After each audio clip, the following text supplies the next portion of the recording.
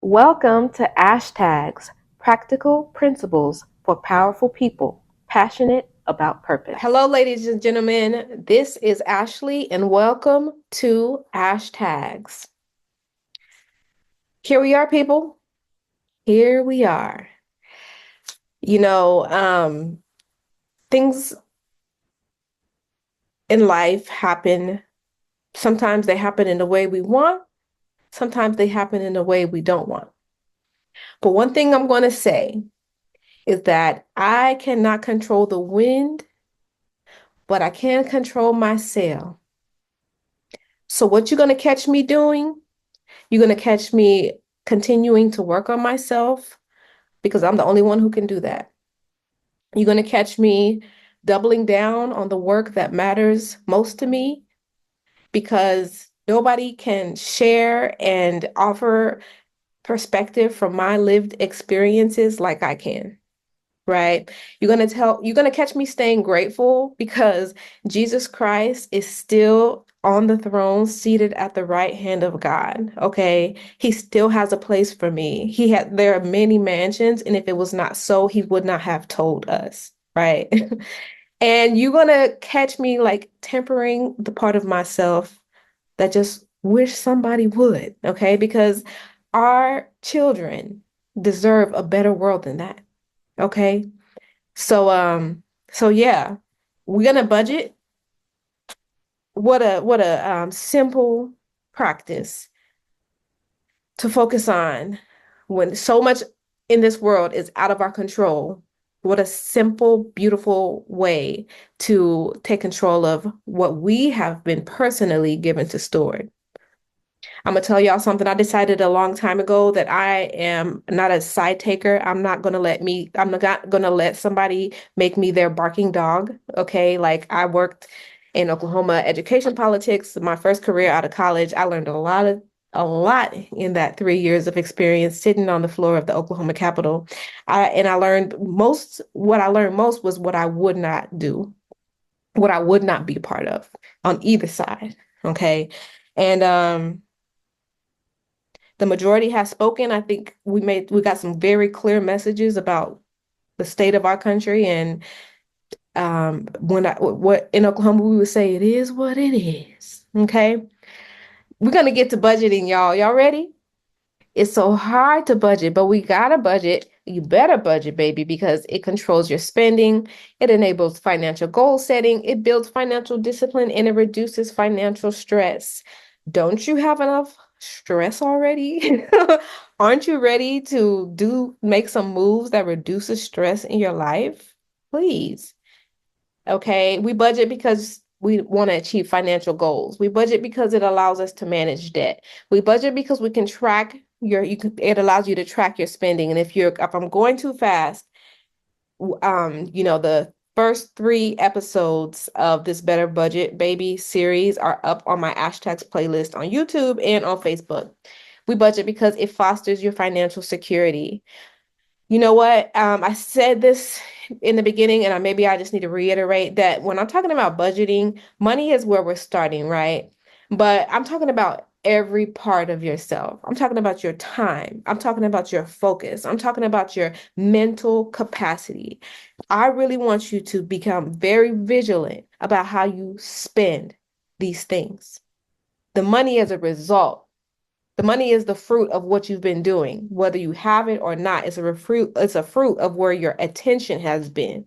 So here we go. Let's start putting our attention on those things that bear good fruit, those things that are productive, those things that better our personal lives and the lives of those people around us, our families, our communities.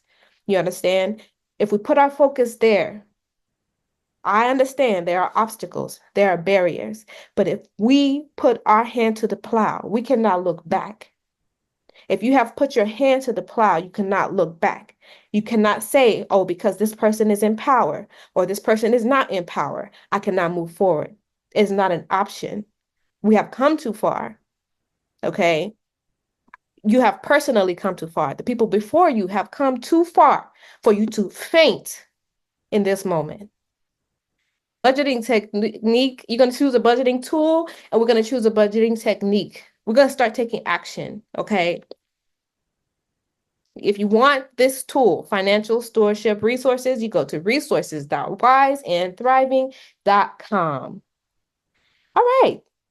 I want to remind you that a wise man saves for the future, but the foolish man spends whatever he gets. So, why do we know we need to budget, yet we don't? Because it's so hard. It's so hard. And I'm sitting here sharing my heart. Okay. It's hard. It's hard to care.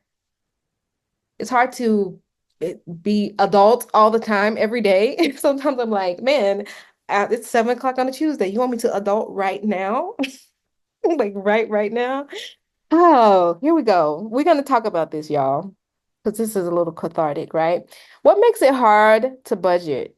There are actually very common pitfalls in budgeting, things that a lot of us experience. We talked about last week how some people have fluctuating incomes. 30 to 40% of American families have fluctuating income. And one thing I want, if you get anything from knowing me, listening to me, is that there are so many things, more things that we have in common than we have that separate us. And the minute we take our focus off of the things that make us hate and divide and put it on the things that we have in common, the mutually beneficial things, that is when we're going to start making progress. Okay. So we have common pitfalls, and we're going to talk about how to avoid them. The first one is not being realistic. Okay. Setting overly tight limits on spending could lead to frustration and giving up. Do you know when you set a goal, if in your mind, in the back of that mind, in your back of your mind, that goal is actually an unrealistic goal for you? Do you know you already are giving yourself anxiety? Like, you're not saying it, you might not be verbally saying it, but if somebody is like, first day in the gym, end of the month, by the end of the year, 50 pounds off, you're going to be like, oh, yeah, cool. But in your mind, you're like, how is that actually going to happen? And that leads to confusion. When you set yourself a realistic goal, I'm going to shoot for 1 to 2 pounds a week. Now your mind is working. It's thinking, okay, I can do that. How can I do that? Right. So in the same way, you say, I may not get everything perfect right now. I might have to dip in that credit card this month, but guess what? I'm going to spend 10% less than I did last month. And next month, I'm going to spend another 10% less. And you're going to keep doing it that way, right? Another common pitfall and how to avoid it is forgetting irregular expenses, okay? Not accounting for things like your quarterly taxes. You might have subscriptions that only, recur annually. Your phone insurance, etc., computer insurance, car repairs. That might not be every month, but it might be every 6 to 8 months, and you can sometimes overlook those things, especially if you have them like on auto pay and they cause unexpected budget shortfalls. You want a contingency budget. I'm a big fan of that buffer savings, right? Because you just never know what's going to happen. And you want to have somewhere, like I said, you want something to throw at it. You want to be able to say, I have a little something, I have a defense in this situation, right?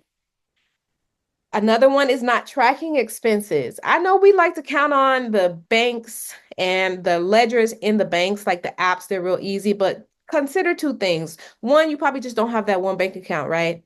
So you might think, oh, I know everything that's coming out of this bank account on a monthly basis, but then you might have a charge coming through another bank account that's throwing you off. You want to be personally monitoring those expenses. I like to have a plan of what is going out every month and what is going in. And ideally, I don't always do this, but I like to be able to adjust as needed. This has come out.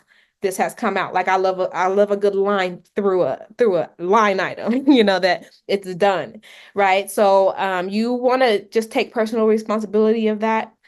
Figure out what are your common bills, your recurring bills, and at least have those things, making sure they're covered every month, right? So the thing about when you're not tracking your expenses, when you don't monitor it, it can lead to overspending without realizing.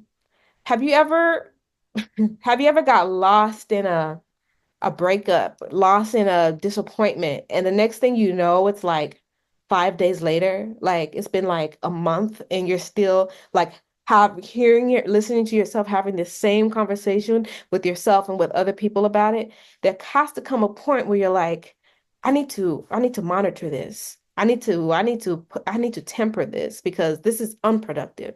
It's the same way with spending, right? Like if you do it a couple months and it's and you have to and you end up with a budget shortfall, that's okay. But maybe on that third month, you're like, hey, what am I, the money is there. What am I actually spending it on? And if you start to really like hold yourself accountable in that way, you realize that it's easier to make improvements that way, right?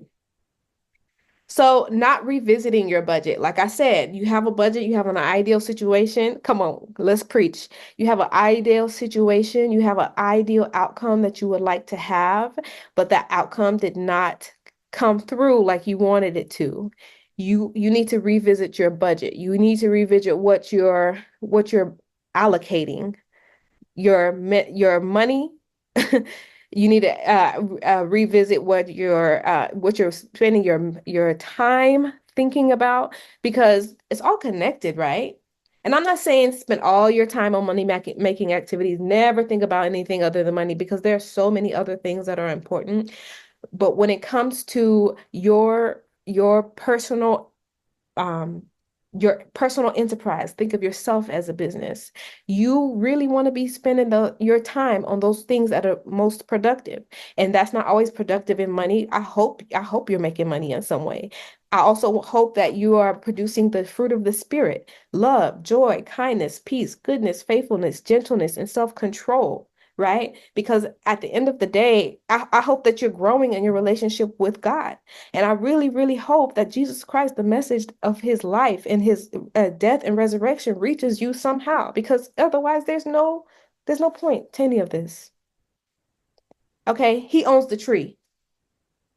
You take the fruit. Here we are trying to figure out who's gonna own the tree. The tree was never ours in the first place. So when you're not revisiting your budget, life circumstances change. And your budget really needs to reflect that. If you have a child um, who has a change in their life, they go from second grade to third grade. They go from being in school to being out of school for 3 months for the summer. Your budget is going to change. It just is. So you have to revisit it. And you want to avoid sticking to a rigid budget. And the caretakers here understand. Um, and you just want to be able to be flexible. Flexibility is actually the name of the game, and you want to have regular reviews of that budget. I would say one of the biggest pitfalls that we have here in the United States is relying on credit. And I'm not saying don't use credit. I've had a conversation with you about credit in a previous episode, but you don't want to rely on credit. Okay, using credit cards to cover budget gaps can lead to debt accumulation and financial instability because it's actually not your money. You're borrowing that money. So it's not like it's not okay to use it in certain situations to build new revenue streams or to cover emergencies. But when you're relying on it, what you're doing is making yourself subject to that credit. And then you're actually just working to pay back debt at some point. It's like indentured servitude. So I just want to remind you that budgeting is the key to financial success. Make the edits in your life that you need to make right now. Okay? Don't wait for the bankruptcy. Don't wait for the big upset. Don't wait till you're losing something that's important to you. Make the necessary edits in your budget now so you're not reaping negative fruit later on. And I'm talking about money, but I'm talking about so many other things. Watch what you think. Watch what you say. Watch what you do. Okay? Because God still reigns on high, right? God will not be mocked. And as long as the earth remains, there will be seed time and harvest time. Watch where you're sowing your seeds. Okay? I don't want to say too much. I'm gonna get off. I love y'all. Bye. Now, if you like what you heard here today, let's go ahead and make this relationship official. Go ahead and subscribe to the channel, and I will see you next week.